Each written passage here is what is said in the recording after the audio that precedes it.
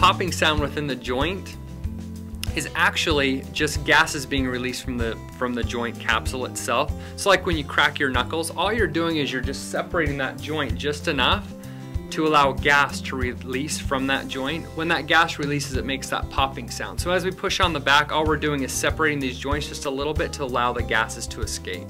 So if you are looking to improve your health and well-being, give us a call at 801-546-0114 or look us up online at www.fordfamchiro.com.